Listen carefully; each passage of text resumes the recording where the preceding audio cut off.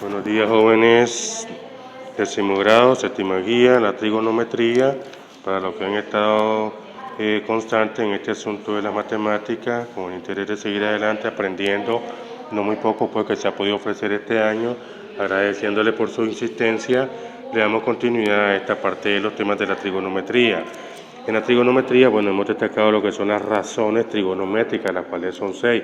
Todas parten de un triángulo. Este triángulo, pues por defecto deberá ser un triángulo rectángulo. Recordemos que el triángulo rectángulo se caracteriza porque dos de sus lados son perpendiculares y entre ellos se forma un ángulo de 90 grados. Y el lado libre que queda, pues se traza para formar un triángulo con los dos extremos libres de estos lados, y así entonces tendríamos un triángulo rectángulo. Otra característica de este tipo de figuras es de que ellos internamente están formados por tres ángulos internos: el ya conocido, que es el de 90 grados, este que estamos aquí sombreando, y los otros dos que acabo de trazar, que le puedo llamar a uno alfa y al otro pues le podemos llamar beta. Lo que sí, por definición, se debe recordar es que alfa más beta más, en este caso, los 90 grados para triángulo rectángulo, la suma de los tres ángulos tiene que ser 180 grados. Perfecto. De ahí pues nacieron lo que son las razones trigonométricas, el seno, que es equivalente a tener sen, el coseno, que vamos a borrar acá, vamos a poner la palabra completa, el coseno, que es equivalente a tener cos. Estamos hablando de ese equivalente a la calculadora. La tangente, que su equivalente en la calculadora es tan, tan. La cotangente, su equivalente o abreviatura en la calculadora, con la cual vamos a estar trabajando, es COT. Secante, otra. El equivalente o abreviado con el que se va a estar trabajando es CS, y la cosecante. La cosecante, su abreviatura será, vamos a borrar, CSC, CSC. Bien, entonces en la trigonometría son 6 las razones trigonométricas, las cuales repasamos rápido: seno, coseno, tangente, cotangente, secante y cosecante. Obviamente que la trigonometría trabaja por defecto con lo que son ángulos, así que el coseno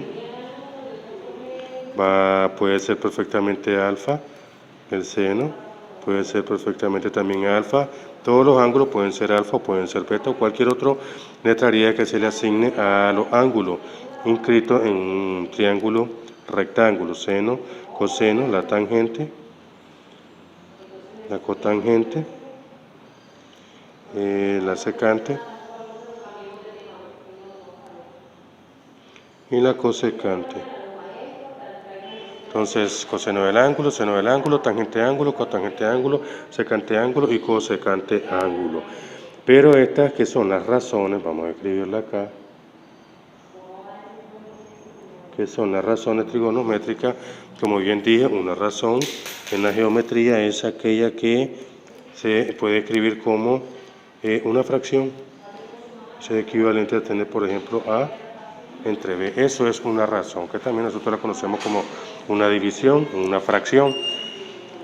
Cada una de las razones trigonométricas tiene forma de escritura completamente diferente. Vamos a suponer la siguiente situación. Voy a crear acá un nuevo triángulo. Tenemos acá el triángulo, siempre el rectángulo. Voy a trabajar específicamente con este ángulo y le voy a llamar a él alfa. Entonces, el lado que está frente a ese ángulo, el que está frente a este ángulo, ese lado se le conoce como cateto, opuesto, y lo vamos a abreviar como CO. El otro lado, que es el que conforma el lado recto o el ángulo de los 90 grados, se le conoce como cateto adyacente. Vamos a subir un poquito. Cateto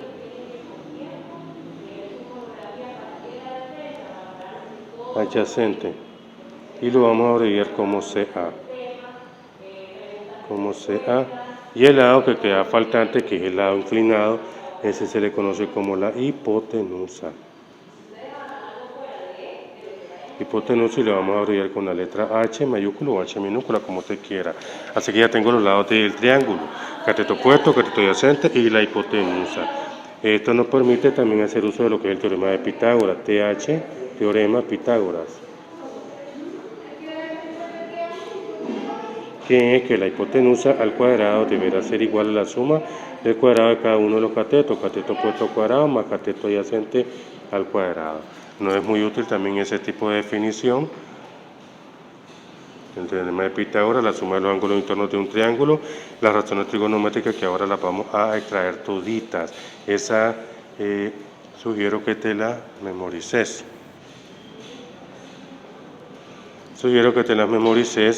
Y todo esto tiene que ver con la posición del ángulo, así que también sugiero que si pueden hacer acto de presencia acá en el colegio para aclarar la otra parte, pues vamos a hacerlo, ya que por acá sale demasiado extenso explicar todo el contenido concerniente a esta partecita solamente de la trigonometría. Así que seno del ángulo. El seno del ángulo, vamos a llamarle alfa según el triángulo que tenemos, será el cateto opuesto sobre la hipotenusa. El coseno del ángulo será el cateto adyacente sobre la hipotenusa. La tangente del ángulo será el cateto opuesto sobre el cateto adyacente. La cotangente del ángulo, observa cómo hay una similitud en esto: cateto adyacente entre cateto opuesto. Observa que la tangente y la cotangente son inversas. En uno el coseno, el cateto opuesto está en el numerador y en el otro está en el denominador. En uno el cateto adyacente está en el denominador y en el otro está en el numerador. Son inversas, quiere decir que las razones trigonométricas también tienen su respectivo inverso. La secante del ángulo. La secante del ángulo entonces es la hipotenusa entre cateto adyacente, y la cosecante del ángulo es la hipotenusa entre el cateto opuesto. Si comparas la secante, cosecante, seno, coseno, vas a hallar similitudes. Así que, niños, ahí tienen una parte introductoria a lo que es la trigonometría. En la próxima vamos a estar realizando problemas. Hasta pronto.